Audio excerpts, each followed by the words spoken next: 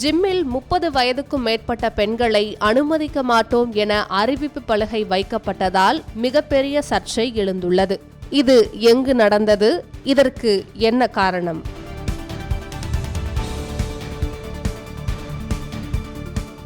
Meenakshi Faculty of Occupational Therapy. Admissions open for BOT and MOT. Apply now. தென்கொரியாவின் இன்ஜியோனில் உள்ள ஒரு ஜிம்மில் அறிவிப்பு பலகை ஒன்று வைக்கப்பட்டிருந்தது. அதில் அஜும்மாக்களுக்கு அனுமதி இல்லை என்று குறிப்பிடப்பட்டிருந்தது. கொரியா உள்ளிட்ட சில மொழிகளில் அஜும்மா என்பது 30 வயதுக்கு மேல் இருக்கும் பெண்களை குறிக்கும் ஒரு வார்த்தை. இது ஆங்கிலத்தில் உள்ள ஆன்டி என்ற வார்த்தைக்கு ஒப்பானது. மேலும் இந்த வார்த்தை முரட்டுத்தனம் அல்லது முகம் சுளிக்க வைக்கும் நடத்தை கொண்டவரை குறிக்கும் ஒரு இழிவான வார்த்தையாக கருதப்படுகிறது. ஜிம்மில் இதுபோன்ற அறிவிப்பு வைக்கப்பட்ட நிலையில் இது சமூக வலைதளங்களில் பெரும் விவாதத்தை கிளப்பியுள்ளது.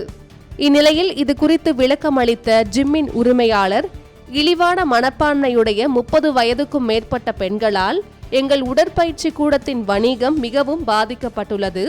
இந்த பெண்கள் லாக்கர் அறைகளில் உள்ள சலவை இயந்திரங்களை 1 மணி நேரத்திற்கு மேலாக பயன்படுத்துகிறார்கள். இதனால் எங்களுக்கு தண்ணீர் கட்டணம் மிகவும் அதிகரிக்கிறது. மேலும் உடற்பயிற்சி கூடத்தில் உள்ள டவல், சோப் மற்றும் ஹேர் ட்ரையர் உள்ளிட்ட பொருட்களை இவர்கள் திருடி செல்கிறார்கள்.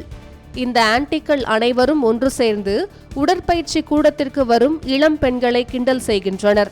மேலும் உடற்பயிற்சி கூடத்திற்கு புதிதாக வரும் பெண்களிடம் முரட்டுத்தனமாக நடந்து கொள்கிறார்கள்.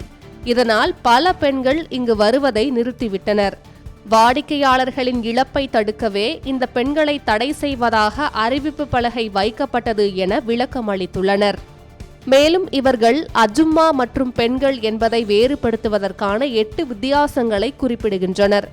குறிப்பாக பிறரை கிண்டல் செய்பவர்கள், கர்ப்பிணிகளுக்கு ஒதுக்கப்பட்ட இருக்கைகளில் அமர்வது, தங்கள் சொந்த பணத்தை செலவழிக்க விரும்பாமல் மற்றவர்களின் பொருளை திருடுபவர்கள் உள்ளிட்டோர் அஜும்மாவில் அடங்குவார்கள் என குறிப்பிட்டுள்ளனர். இந்த விவகாரம் சோசியல் மீடியாக்களில் வைரலானதை அடுத்து இது மிகப்பெரிய பேசு பொருளாக மாறியுள்ளது. சிலர் இது பெண்கள் மீது நடத்தப்படும் உளவியல் தாக்குதல் என கமெண்ட் செய்துள்ளனர்.